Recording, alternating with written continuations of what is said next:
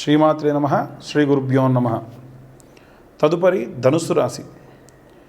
ధనుస్సు రాశి వారికి సంబంధించి 2025 నూతన ఆంగ్ల సంవత్సరంలో ఎలా ఉండబోతుంది చూసుకున్నట్టయితే, మనం ఇంతకు ముందే చెప్పుకున్నామండి, ధనుస్సు రాశి అంటేనే ఒక బాణం ఎక్కుపెట్టి కొట్టేటువంటి సింబల్ కనిపిస్తూ ఉంటుంది. అంటే మన గమ్యం ఏదైనా సరే ఉంటే మనకు సత్ఫలితాలు కలుగుతాయి.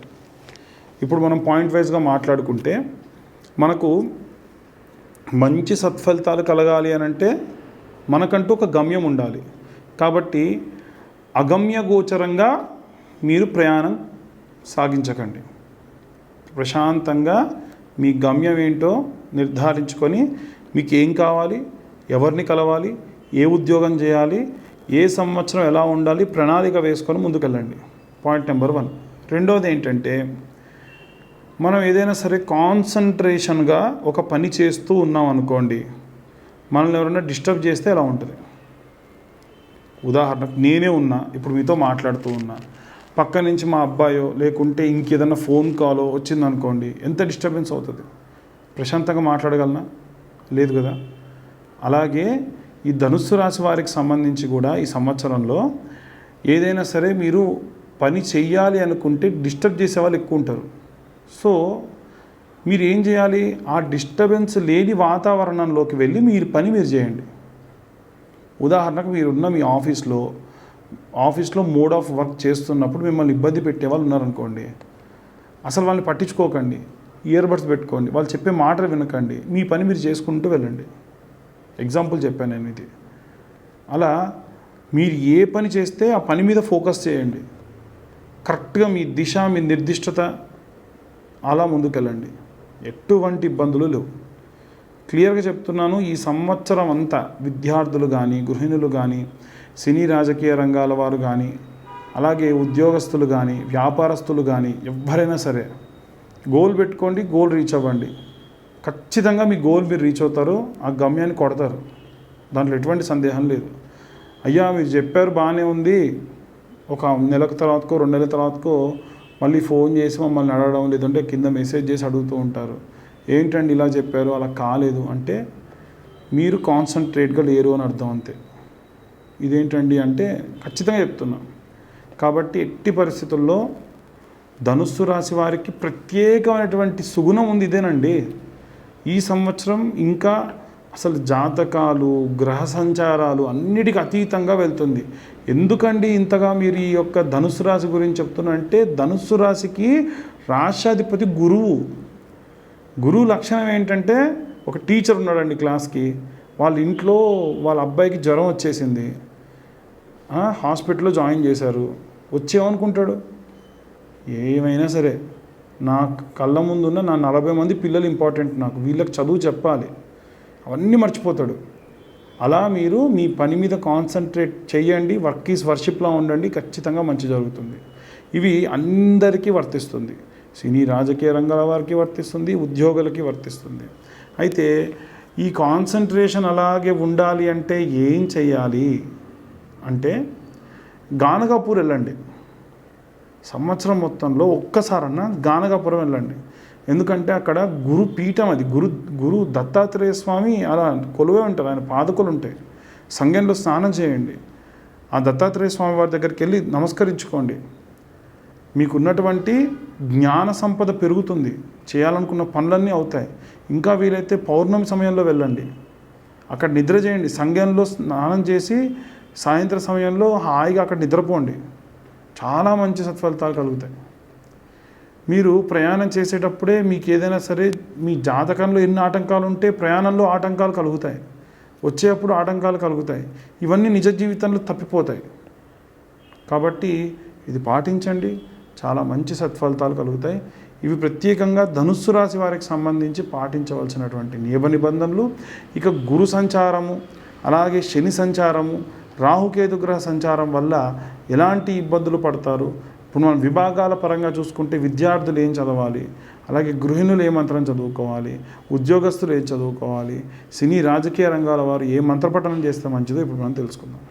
ఈ యొక్క ఆంగ్ల నూతన సంవత్సరంలో అంటే 2025 జనవరి నుండి డిసెంబర్ వరకు కూడా ఈ యొక్క ద్వాదశ రాశుల వారికి సంబంధించి ప్రత్యేకంగా ప్రతి ఒక్క విభాగానికి సంబంధించి, విద్యార్థులకు సంబంధించి, గృహిణులకు సంబంధించి, సినీ రాజకీయ రంగాల వారికి సంబంధించి, అలాగే రాజకీయ ప్రముఖులకు సంబంధించి, మీడియా వాళ్ళకు సంబంధించి, ఉద్యోగస్తులకు సంబంధించి, వ్యాపారస్తులకు సంబంధించి, ఏవైనా సరే వివాహం కోసం ఎదురు చూస్తున్నటువంటి వారికి సంబంధించిన విషయానికి వస్తే మనము ఎలాంటి రెమెడీస్ తీసుకోవాలి అనేది ఇప్పుడు మనం చూసుకుందాం.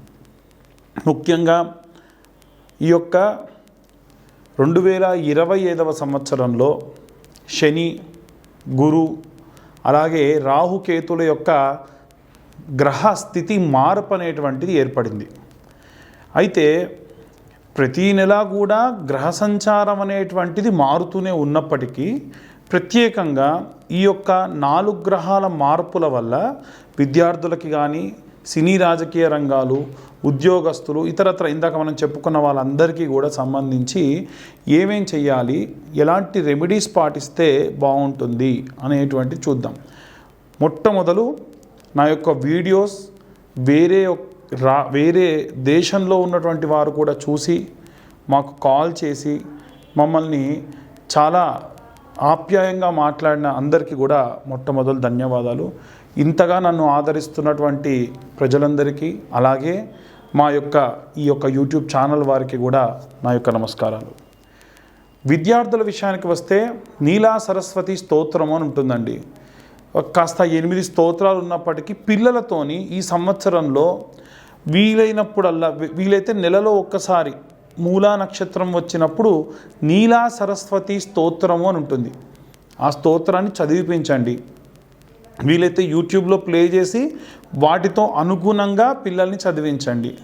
దానివల్ల చాలా చాలా మంచి ఫలితాలు విద్యార్థులకి లభించడం జరుగుతుంది.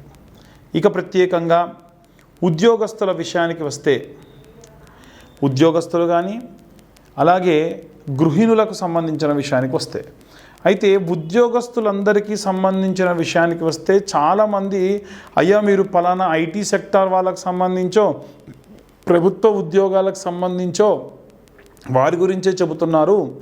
అందరూ ఉంటారు కదా ఉద్యోగులు అంటే, చిన్న స్థాయి ఉద్యోగులు కూడా ఉంటారు కదా అంటున్నారు. ఇది ఖచ్చితంగా నిజమండి. కాబట్టి ఈ అన్ని రకాలైనటువంటి అన్ని వర్గాల వారికి సంబంధించిన ఉద్యోగులు ప్రతిరోజు కూడా ఏదైనా సరే మంత్రపఠనం చేయడం వల్ల వాళ్ళకు పాజిటివ్ ఎనర్జీ వస్తుంది. ఎలాంటిది అనంటే, అందరికీ కూడా ముఖ్యంగా బృహస్పతి యొక్క అనుకూల స్థితి కలగాలి. కాబట్టి ఇప్పుడు నేను చెప్పేటువంటి ఈ శ్లోకాన్ని అందరూ ఉద్యోగస్తులందరూ ప్రతిరోజు మీరు స్నానం చేసి దేవుడి దగ్గర నిల్చొని నేను ఈ చెప్పిన స్తోత్రాన్ని చదివే ప్రయత్నం చేయండి. చాలాసార్లు చెబుతున్నారు కానీ మాకు స్తోత్రం స్క్రీన్ మీద కనిపించట్లేదు అనే కంప్లైంట్ కూడా ఉంది. దాన్ని కూడా మేము రిట్రేట్ చేసి ఆ శ్లోకం కనిపించేట్టుగా చేస్తాం. దేవనాం చ ఋషీనాం చ గురుం కాంచన సన్నిభం బుద్ధిమంతం త్రిలోకేశం తం నమామి బృహస్పతిం. మరొకసారి చెప్తున్నా అండి. దేవనాం చ ఋషీనాం చ గురుం కాంచన సన్నిభం బుద్ధిమంతం త్రిలోకేశం తం నమామి బృహస్పతిం. ఈ మంత్రాన్ని పఠనం చేయడం వల్ల ఉద్యోగస్తులందరికీ కూడా చాలా చాలా పాజిటివ్ ఎనర్జీ అనేటువంటిది వస్తుంది. దత్తాత్రేయ స్వామి క్షేత్రాన్ని నెలకొక్కసారన్నా దర్శనం చేయండి. దత్త దర్శనము మీకున్నటువంటి ప్రెషర్స్ని, మీకున్న విపరీతమైనటువంటి ఆ యొక్క మానసికమైనటువంటి ఒత్తిడి నుండి బయటపడేసేటువంటి విగ్రహ దర్శనం, ఆ విగ్రహం నిదర్శనం. అయితే ఇక గృహిణుల విషయానికి వస్తే చిన్న మంత్రం అమ్మ. మీరు ఎప్పుడు కూడా అంటే ఎలాంటి పరిస్థితుల్లో ఉన్నా మీరు చెప్పుకోదగ్గ మంత్రం ఏమిటి అనంటే శ్రీమాత్రే నమః. ఇంతకు మించినటువంటి మంత్రం ఇంకోటి లేదు. ఓం శ్రీమాత్రే నమః, ఓం శ్రీమాత్రే నమః అనేటువంటి మంత్రాన్ని పఠనం చేయండి. దానివల్ల అందరికీ కూడా, గృహిణులందరికీ కూడా చాలా మానసికమైనటువంటి శక్తి, ఏదైనా సరే సమాధానం చెప్పేటువంటి దానికి సంబంధించినటువంటి శక్తి లభిస్తుంది. ఇక ప్రత్యేకంగా ఉద్యోగస్తుల విషయానికి, విద్యార్థులకి, గృహిణులకి అయిపోయిందండి. వ్యాపారస్తులకి ఏం చెప్పాలి అని అంటే, వ్యాపారం చేసేటువంటి వారందరూ కూడా ఖచ్చితంగా పాటించవలసినటువంటి ఒక నియమం చెప్తానండి. ఎవరైనా సరే ఆ వ్యాపారం జరిగే చోటున ప్రతిరోజు సాయంత్రం 5 నుండి 6:30 మధ్య ప్రాంతంలో మంచిగా ఫ్రెష్ అప్ అయిపోయి నీళ్ళలో ఇంత పసుపు, ఉప్పు వేసుకొని మీ వ్యాపార స్థలం దగ్గర చల్లండి. అదేంటండి, పెద్ద పెద్ద మాల్స్లో మాకు వ్యాపారం ఉంటుంది, మేము ఎలా చేయాలి అంటే, చిన్న స్ప్రే బాటిల్లో ఫిల్టర్ పెట్టుకొని పోసేసుకొని అలా స్ప్రే చేసేసేయండి 4 మూలల. అక్కడ మంచి స్మెల్ వచ్చేటువంటి, ఫ్రేగ్రెన్స్ వచ్చేటువంటి అగరబత్తి వెలిగించుకోండి. మీరు కౌంటర్ దగ్గర కూర్చొని నేను చెప్పింది బాగా గుర్తుంచుకోండి. ఉప్పు, పసుపు కలిపినటువంటి నీళ్ళు, అలాగే మంచి ధూపం వేసి అమ్మవారికి సంబంధించినటువంటి, మహాలక్ష్మీదేవికి సంబంధించినటువంటి చిన్న మంత్రం, సింపుల్ అండి. మహాదేవ్యే చ విద్మహే విష్ణుపత్ని చ ధీమహి తన్నో లక్ష్మీ ప్రచోదయాత్. అంటే వ్యాపారం నడవాలంటే లక్ష్మీదేవి ఖచ్చితంగా కదండి. కాబట్టి ఇలా ఇంకొకటి ఏమిటంటే, ఏ వ్యాపారం చేసే వాళ్ళైనా సరే ప్రాతస్మరణే విఘ్న వినాయక దర్శనం కలో చండీ వినాయక. చండీ అలాగే వినాయకుడి యొక్క దర్శనం చేస్తే చాలట ఉన్నటువంటి దోషాలన్నీ పోతాయి. కాబట్టి రోజు కూడా మీ వ్యాపార స్థలాన్ని దగ్గరికి వెళ్ళేటప్పుడు ఆ యొక్క వినాయకుడి యొక్క ఫోటో చూసుకొని సినీ రాజకీయ రంగాలు గారు కానీ వ్యాపారస్తులు కానీ అందరూ కూడా చేయండి. ఇక ప్రత్యేకంగా అమ్మవారికి సంబంధించినటువంటి మంత్రాన్ని సినీ అంటే మాస్ మీడియా కెమెరామెన్లు కానీ, ఎడిటర్లు కానీ ఎవరైనా సరే చదవాల్సినటువంటి మంత్రం రోజు పొద్దున్నే ఏమిటయ్యా అంటే, కాత్యాయనాయ విద్మహే కన్యాకుమారి ధీమహి తన్నో దుర్గి ప్రచోదయాత్. మళ్ళీ చెబుతున్నానండి, కాత్యాయనాయ విద్మహే కన్యాకుమారి ధీమహి తన్నో దుర్గి ప్రచోదయాత్ అనేటువంటి మంత్రాన్ని ప్రతి ఒక్కళ్ళు కూడా రోజు, ఈ యొక్క సినీ రాజకీయ రంగాల వారు, ఏదైనా సరే కోర్టు పనులలో ఉన్నటువంటి వారు మంత్రాన్ని చదివి బయలుదేరండి. చాలా చాలా మంచి ప్రతిఫలం లభిస్తుంది. ప్రతిరోజు ఉదయాన్నే లేవగానే ఇలా 2 చేతులు తుడుచుకొని ప్రతి ఒక్కరు అందరూ కూడా ఇలా చూస్తూ, కరాగ్రే వసతే లక్ష్మి, కరమధ్యే సరస్వతి, కరమూలే స్థిత గౌరీ, ప్రభాతే కరదర్శనం. మన చేతిలో 3 అమ్మలు కూడా కలిసి ఉంటారట. ఇలా ఇచ్చేటప్పుడు లక్ష్మీదేవి, ఇలా రాసేటప్పుడు, చాలామంది ఇలా రాస్తాం, పూర్వం ఇలా రాసాం, ఇలా రాసేటప్పుడు సరస్వతి, ఇక్కడ కట్టినటువంటి కంకణం మనకిచ్చేటువంటి ప్రాణశక్తి దుర్గా స్వరూపం. కాబట్టి పొద్దున్నే లేవగానే ఇలా చూసి, కరాగ్రే వసతే లక్ష్మి, కరమధ్యే సరస్వతి, కరమూలే స్థిత గౌరీ, ప్రభాతే కర దర్శనం అనేటువంటి మంత్రాన్ని చదివి అందరూ కూడా మీ కళ్ళను రాసుకొని మీ చేతులను చూసుకోండి. దీనివల్ల అంతా శుభం కలుగుతుంది.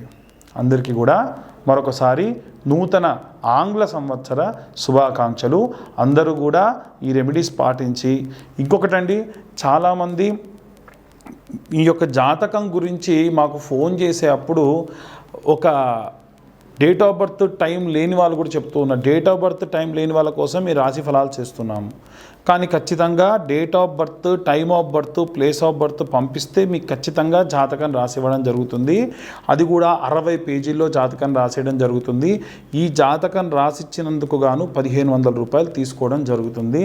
దయచేసి తక్కువ చేయండి, 100కు చేయండి, 200కు చేయండి అంటే 60 పేజీలు రాస్తాం కదండి. దానికోసం మేము పెట్టేటువంటి సమయం 3-4 గంటలు వెచ్చిస్తాం కాబట్టి తీసుకుంటున్నాం. అన్యదా భావించరాదు.